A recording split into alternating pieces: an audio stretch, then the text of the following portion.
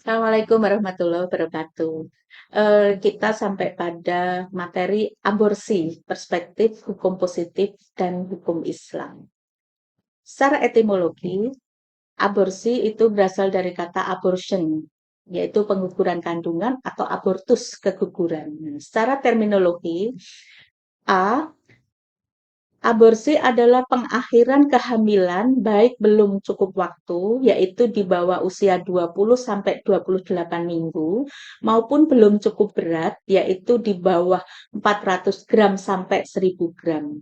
Anak baru mungkin hidup di dunia luar kalau beratnya mencapai 100 gram atau usia kehamilan 28 minggu.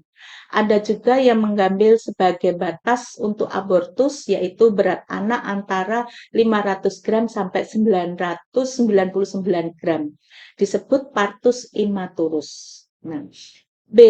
Pengguguran kandungan adalah proses pengeluaran hasil konsepsi, yaitu pertemuan sel telur dan sel sperma sebelum janin dapat hidup di luar kandungan. C. Di dalam dunia hukum, istilah aborsi berarti penghentian kehamilan atau matinya janin sebelum waktu kelahiran. Tentang macam-macam aborsi di sini, kita kelompokkan menjadi dua macam, yaitu abortus spontaneus, yaitu abortus dengan sendirinya, keguguran yang tanpa campur tangan dokter atau pihak lain. Yang kedua adalah abortus provocatus. Nah, abortus provocatus di sini adalah aborsi dengan campur tangan pihak dokter, yaitu abortus provocatus criminalis. Yang kedua adalah abortus provocatus medicinalis. Abortus provocatus criminalis di sini adanya kesengajaan antara pasien dengan dokter untuk melakukan aborsi tanpa indikasi medis.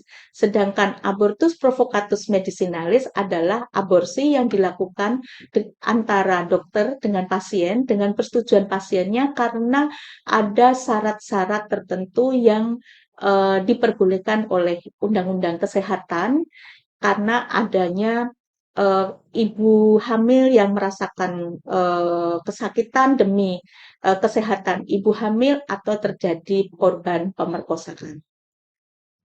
Ada beberapa dasar hukum abortus provocatus criminalis, yaitu yang ditentukan di dalam beberapa pasal dalam KUHP, sebagaimana Anda lihat di dalam slide ini. Nah, ini untuk dasar hukum abortus provocatus medicinalis itu terdapat di dalam pasal 60 sampai 62 Undang-Undang Nomor 17 Tahun 2023 ya, Undang-Undang Kesehatan yang baru.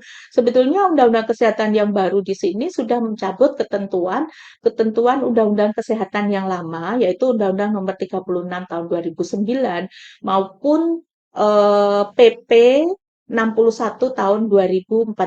Namun di dalam Undang-Undang Kesehatan itu ada salah satu pasal yang menyatakan bahwa peraturan pemerintah yang sudah ada namun belum diganti yang baru maka masih dapat diberlakukan. Sehingga ketentuan pasal 31 sampai 38 PP 61 tahun 2014 sampai saat ini masih berlaku.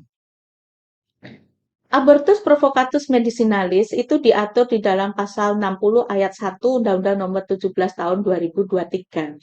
Ini diperbolehkan apabila satu ada indikasi kedaruratan medis. Yang kedua, adanya kehamilan akibat pemerkosaan. Nah, syaratnya apa? Syarat adanya atau dibolehkannya aborsi sebagaimana ketentuan pasal 60 di sini, yang pertama, aborsi dilakukan oleh tenaga medis dan dibantu oleh tenaga kesehatan yang memiliki kompetensi dan kewenangan.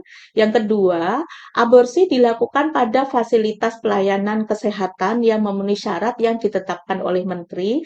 Yang ketiga, dengan persetujuan perempuan hamil yang bersangkutan dan persetujuan suami, kecuali korban pemerkosaan. Apabila terjadi atau ada korban pemerkosaan yang hamil, maka hanya diperlukan persetujuan dari si korban pemerkosaan tersebut.